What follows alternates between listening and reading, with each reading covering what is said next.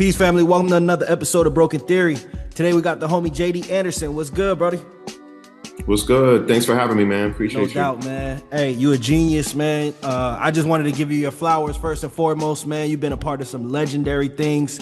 How did you get started with this marketing industry, man?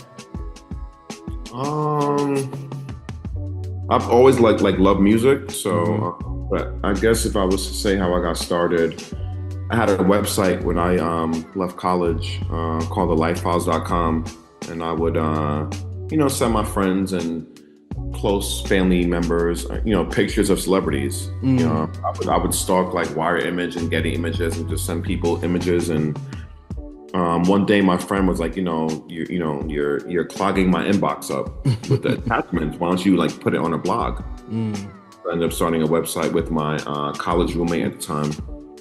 And that was like when blogs were super hot. I started a blog, so I would just put my thoughts and my ideas and what I felt about certain artists and culture on this blog page, and email everyone. Every day I would do like an email blast. Okay. So everyone, we have 5 new posts up, we have 6 new posts up, and just keep people aware of what I was aware about and what was important to me. Absolutely. So. Free to GOAT Max B, man. I found you actually through the campaign you had worked on, man. Talk about that a little bit, man. Tell me how that came about. Max B is like Michael Jackson to me, and I say that because when I was in college, and I'm a huge fan of Dipset, and see Cam and Jim, and I'm always into the underdog. And I was researching like who's writing these hooks, who wrote the when Cameron dissed Jay-Z, I'm like, who wrote the hook? Max B, Charlie Wingate. So I was like looking into his stuff, and I'm like, oh, this guy's super hot on the mixtape front. So I really got into his music and his talent, and I think he's one of the most underrated, most talented people in the game. And I just always stay close to him and stay close to people who knew him. And I think, based on the people I work with, people probably assume that I would never work with someone, who hasn't had commercial success like Max B. So it got to a point where it's like, Max knows who you are, JD. And, I went to go see him. And my Christmas gift to myself was, to go see him and talk to him about business. And, the Supreme deal came up. It came across my desk, I guess I'll say. And I reached out to his team, and I guess, him getting to know me in that space and know about me, it was better than me being a fan. I actually brought a deal to the table. Yeah, so I was able to bring something to his family. I met his mom. That's crazy. As manager, so, by doing that deal. So, but he's a legend. He'll be home November, right? November 9th. He's coming home on Montana's birthday. That's crazy. Which is ironic. But he'll be home, and we're going to do a lot more stuff together. That's crazy. How did the Supreme thing come across your desk, if you don't mind me asking? Yeah, a friend of a friend reached out to me. I guess Supreme was trying to do something with Max, and it just came to me because people who know me know I love Max B. Of course. So it seems like a flow of information. Yeah. So it came to me out of nowhere. It wasn't like they came to me and I, approached him about it. I kind of was like, hey, Supreme wants to do like a commemorative T-shirt to honor Max B, with no album, no single. He's still locked up, So free to GOAT, man. Great. It was a cool opportunity, and to do something that he could feel proud of, being locked up, Absolutely. Yeah. Man, it's gonna be crazy when he get out, man. I already know he got hella music and everything, man. For sure. So let's talk about it, man. I heard some points from him. He's ready. Oh, I already know, man. If he was flooding when he was that Max out, B only fan, we're gonna do a big OnlyFans campaign with him. So that's fire. Yeah. So you started making your own blog and stuff like that. So from there, how did it transpire into you working with these big artists and major labels? Like, what would you say is the thing that kind of like changed your life forever? I used to write from like a fan perspective. So when I had my blog, I would write I would write more so as a fan, not as a journalist. So I think when I had my blog, it wasn't like, what you would get from a New York Post or New York Times. It was kind of like me saying like, this shit is hot, or this shit is whack, or I love Kanye's new album. I hate this person's album. Like I was more so, I guess my opinionated style about what I liked and didn't like was kind of what led me to a friend of mine worked at Def Jam, and was like, someone's, they're looking for someone to update defjam.com or rockefeller.com, and people here like your blog, so your style, you want to kind of add some pizzazz to Rockefeller and Def Jam. So that's what kind of led me. It's all, my career, my life has been through people knowing me and like telling people about me, if that makes sense. Nah, it definitely does, man. And I mean, it's not really about your net worth, it's about your network. You know what I'm saying? So like, that's a big reminder of that for sure. Absolutely. What would you say is the first project that you got on that you kind of realize, oh, it's happening? I traveled the world with Kanye West in 2010 to 2011. So when he was My Beautiful Dark Twisted Fantasy, that album with the movie and Salida E. Banks and the Bird, he didn't know that the person that does the website worked at Def Jam. So when he discovered that, shout out to L.A. Reid. L.A. Reid's like, he was telling L.A. Reid that he loves this website called Life Files, and L.A.'s like, that guy works here. So literally, L.A. Reid called me to his office, and I met Kanye. This is right after the whole Taylor Swift MTV thing, when he took the award from Taylor, when he went on stage and did that. And people hated Kanye, and he was like, "Yo, can you come to Paris tonight?" And I had a regular job it's a place called Today's Man, but I guess now you could say it's like a men's warehouse. People, you would go get like suits, tuxedos, and shoes and socks. And I called my mom and I was like, Kanye West just asked me to come to Paris. Like, what should I do? My mom's like, oh, you can't miss that. So I quit my job and at the airport. When I met Kanye, I was at the airport in 6 hours. I went home, packed, and went to JFK and flew to Paris with him and Don C and Virgil and Ivan, like the original, Kanye. I mean, Jasper. Yep. Yeah. So what was that like going from the outside of just like kind of like watching, greatness transpire? That was one, in my opinion, that was one of Kanye's best albums. You know what I mean? Being on a legendary run like that. What was it like being a fan and then going to like being involved and on tour with Kanye? I don't know. I sometimes I have to like remind myself, and back in 2009-10, I was a content person, so I was like, I filmed everyone else, but I didn't film myself. Like there was no selfie video. There was no, so it kind of happened very fast. I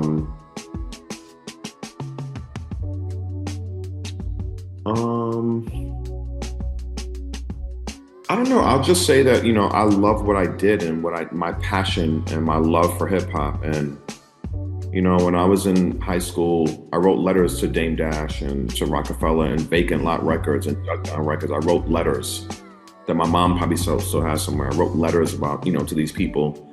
So when it happened, I kind of felt like, not being cocky, but I felt like, like this is what, like God, you answered my prayers. You stepped into it. But I was working.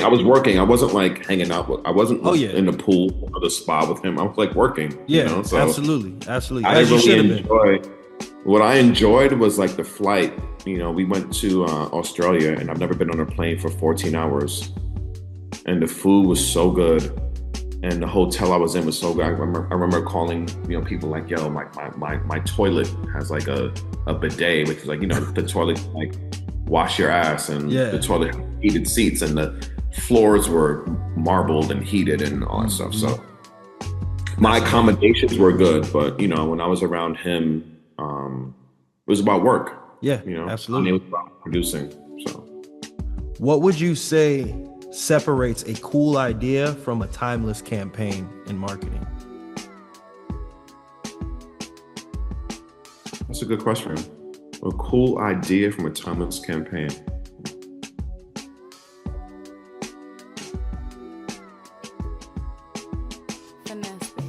one of my favorite artists to work with is DJ Khaled, because he's a genius marketer, and I've learned a lot of things from him. And it's rare to, artists normally, or talent, look to you for the ideas, right? You work at the label, you have the corporate card, you should have the ideas. I should be able to chill, but Khaled is very involved. And I remember when he told me he wanted to release all his videos on one day. The Khaled album. And it was during the pandemic, everyone was home, and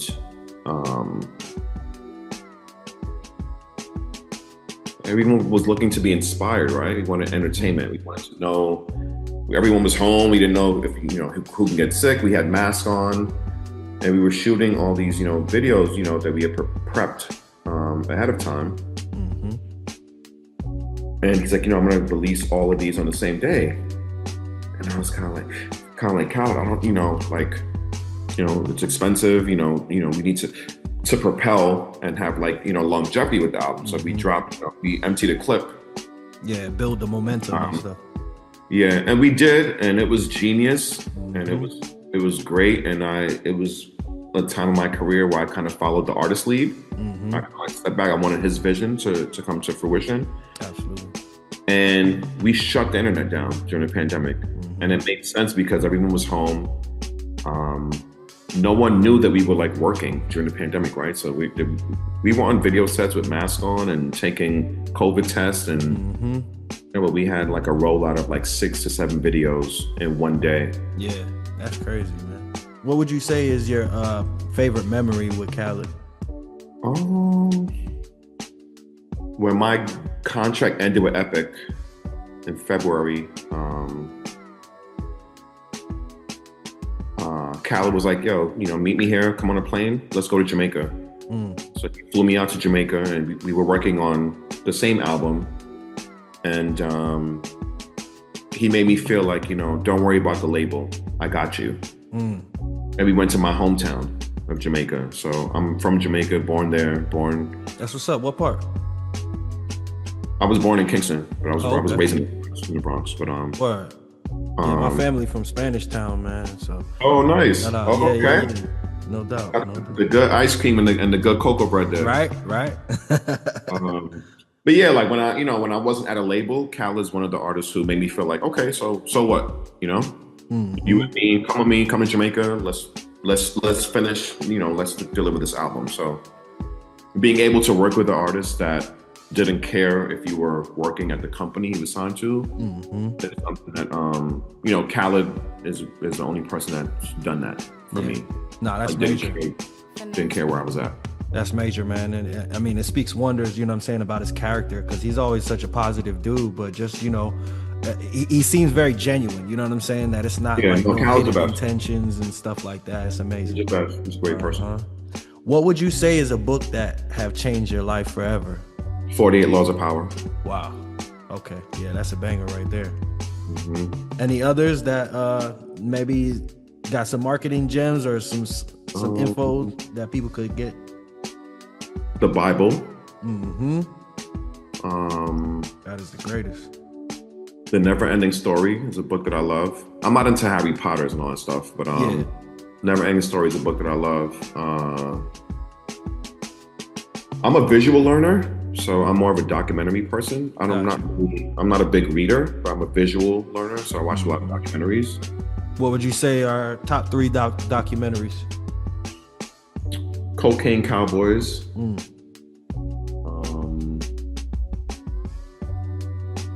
House of Saddam. How Saddam Hussein became the world's biggest dictator over Hitler, over Stalin, over Kim Jong-il. His approach to being a leader and how he captivated his people.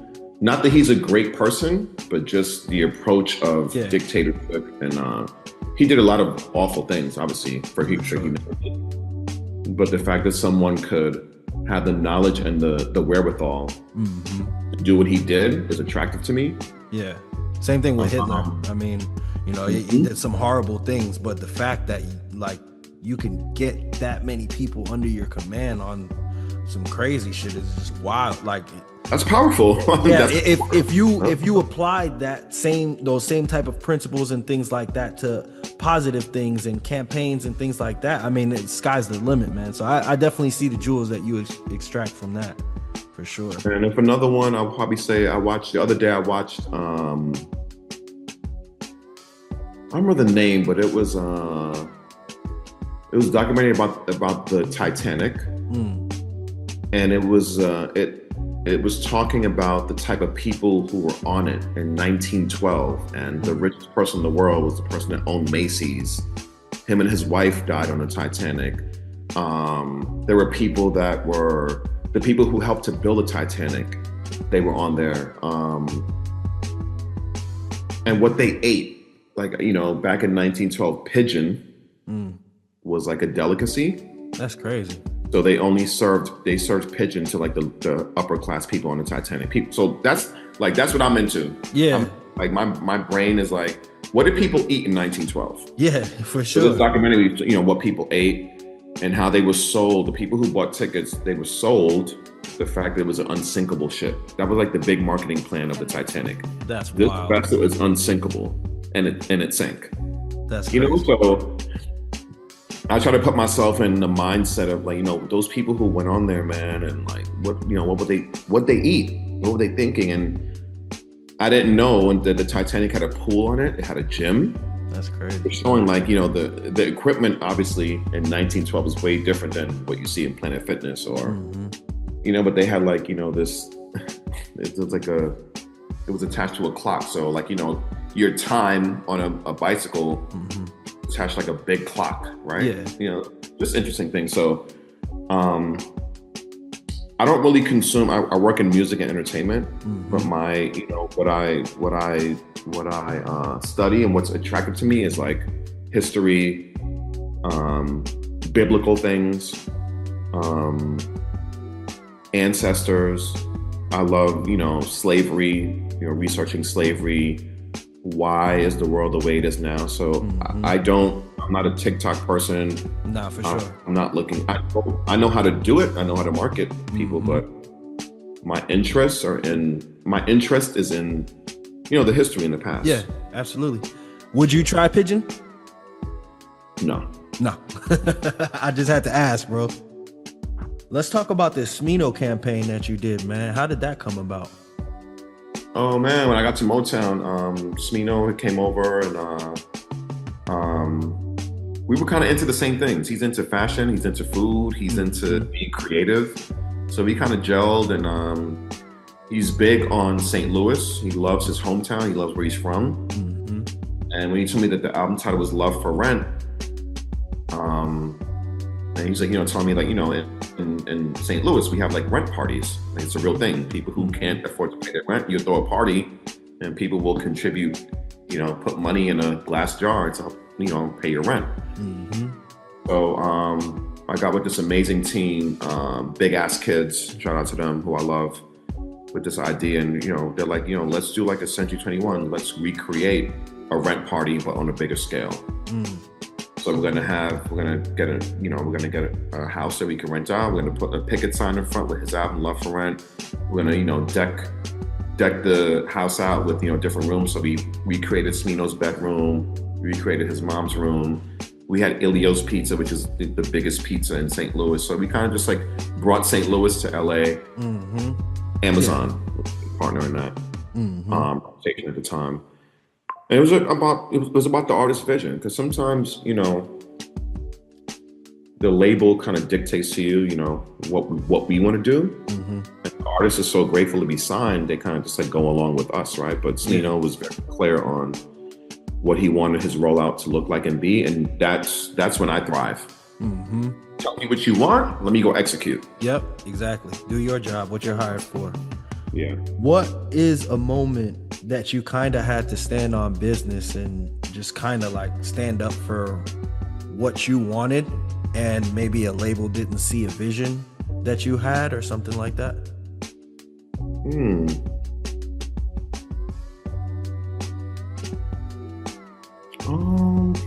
For the most part, people normally listen to me. I mean, your track record speaks for itself. You know what I'm saying? I think there was I won't say the artist's name, but there was a time when Snapchat filters were the thing, and you could take over Snapchat, and their price model for what they could do was like $250,000. And the artist wanted it, and I was trying to convince the artist that the money would be better spent elsewhere because the filter would be only up for 24 hours.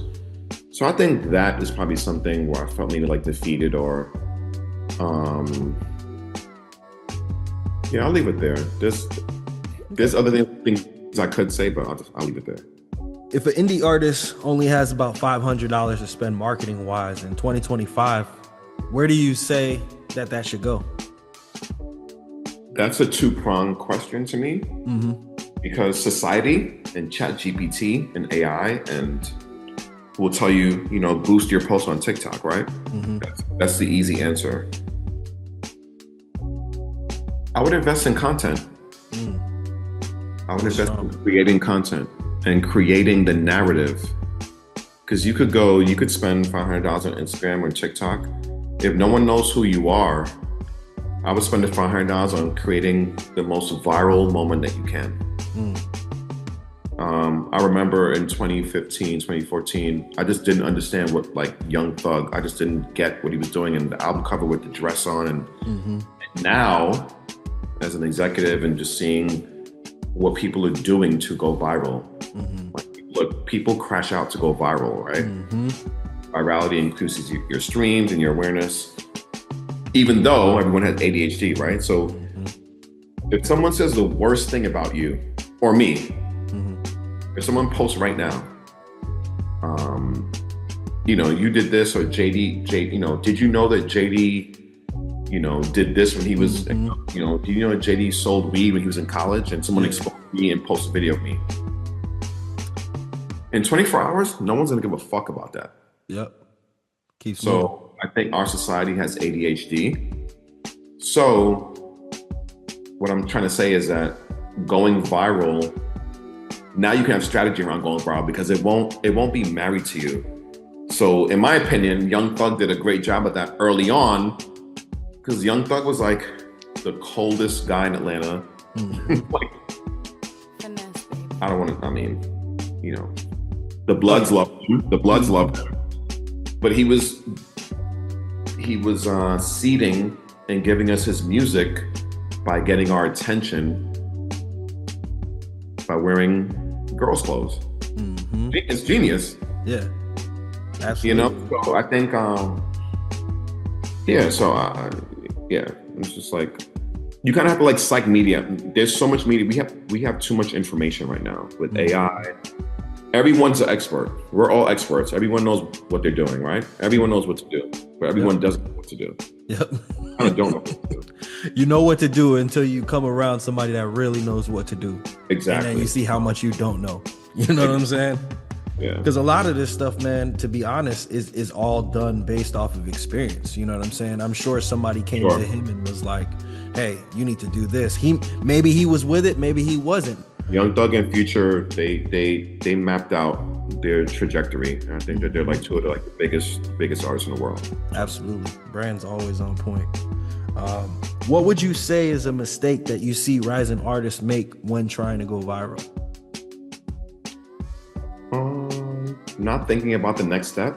When I post this video, if I post a video of me, I saw a video today that my friend sent me of someone throwing a whole barbecue, a grill. Someone threw a grill at someone.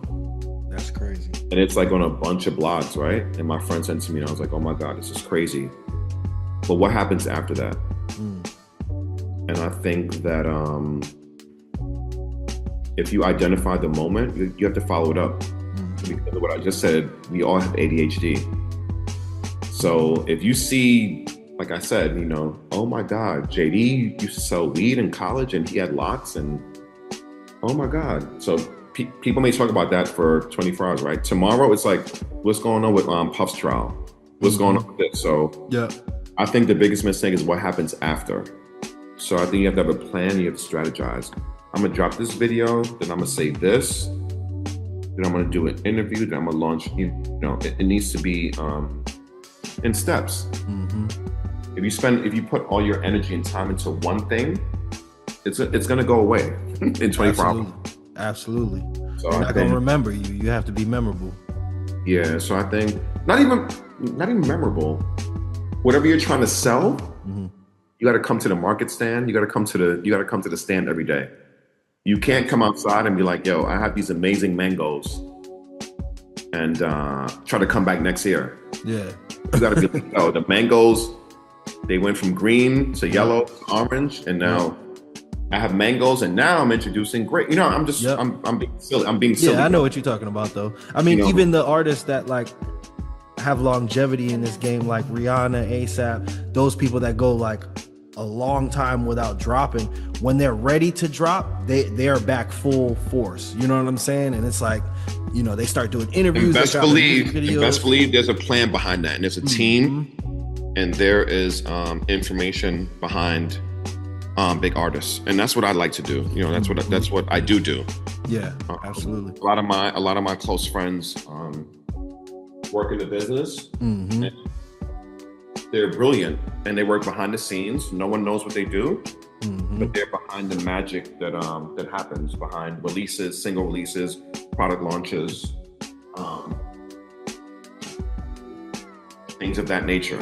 So yeah, I think it's better that way too. You know what I'm saying? When you kind of like, people don't know who you are and things like that, because you'll find that a lot of people show their true colors if they can't automatically connect the dots, like, hey, I know you with Jay-Z and da da da da. It's like, you know, they'll be quick to disrespect you and show your true colors, and then it's like people show you exactly who they are. You know what I'm saying? Just because you may not have the notoriety or fame that, you know, you should.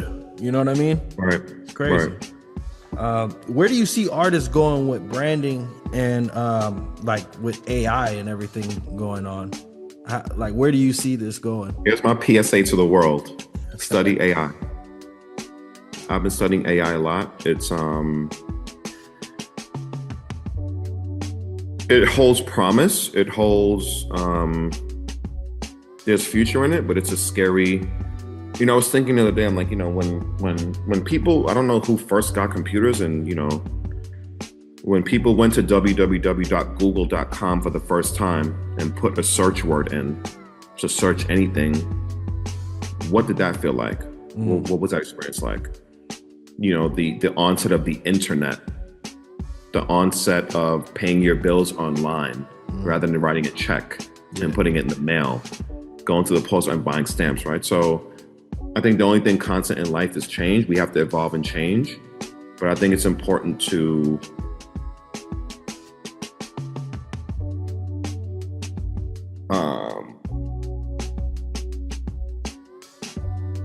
everyone has access to information. You know, I had friends who loved the library. I was never a library kid. But now you have, we can all use ChatGPT and ask it anything you want to ask it. Yeah. My little brother's in school, and he's like, ask me questions, and I'm like, bro, you have a smartphone. Like, why are you asking me? Yeah, you're using up my energy. Did Christopher Columbus sail the ocean blue? I'm like, you don't need to ask me that. Yeah, exactly. So I think the access of information, we're all geniuses. I don't know what that does. I don't know. And me being, you know, I love history, you know, I don't know. No, but we all have access to information. We all know that President Trump bombed Iran. We all find out on whether you're on Instagram, you're on Twitter. We know what it feels like, how people feel about it. We know that people want him impeached. I don't know that we had access to all that information, especially as a kid growing up. Maybe our parents did, but to answer your question, I just feel like everyone has a role to play. And if I was an artist, I used to rap when I was in college, but if I was an artist, I would use the internet and I would use the tools to my advantage. And I feel like, everyone's like, TikTok, like, I got TikTok, I'm good. Like, it's like you have to outwork. There's gonna be something else after TikTok. It's kind of AI, right? Yeah. Instagram was the vibe, right? Instagram was like, oh my God. Then TikTok came, owned by China. Yep. That's being manipulated by government. And now we have AI, right? So I think it's about being on top of, you can't get lazy. You can't slack off, regardless of age, regardless of, I just put ChatGPT on my mom's phone. And she's like, I don't like it. It talks back to me. I'm like, Mom, you gotta, so. Yeah, you gotta get with the times, man. Yeah, information is power. I don't know that the information is coming from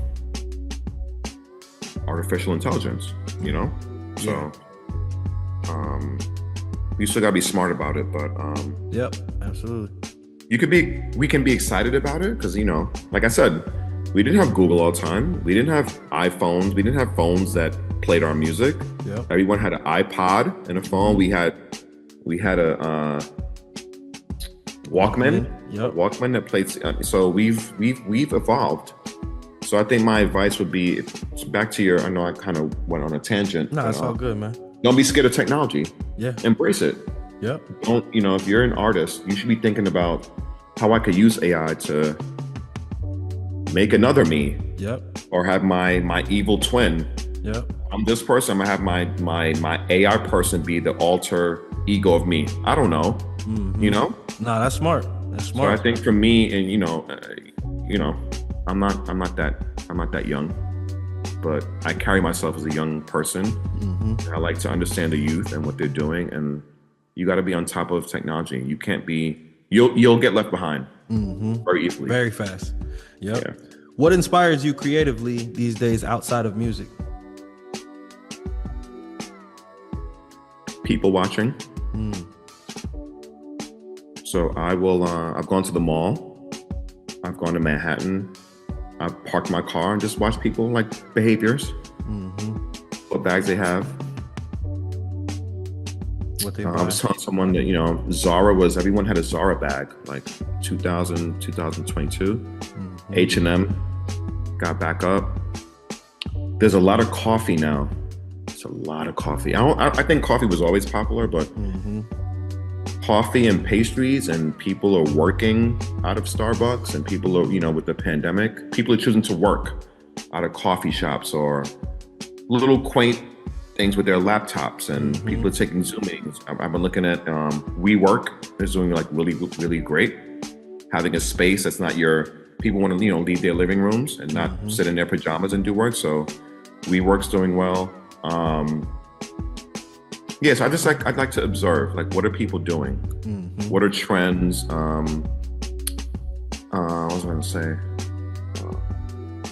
Coffee is big. Workspaces are big. People want to work in different, and fitness. Okay. Everyone wants to get in shape. Everyone wants to, like, look good and be healthy. And I'm juice cleansing and I'm doing this. So I think fitness, your out of home, work-life balance, and coffee. Yeah, that's, in my mind, what I've noticed. People are really into coffee and lattes. And do you get 2 milks, and do you get oat milk, and do you get vanilla cream, or do people are like complicated? They take coffee very seriously. Yeah, I feel it. So I haven't figured out how to. I know we have 1 minute left, but I haven't figured out how to infiltrate the coffee game. But my marketing ideas are based on what I see people doing, what they're doing. I feel it. What would you say is one campaign strategy that indie artists can adapt to right now, even with no label?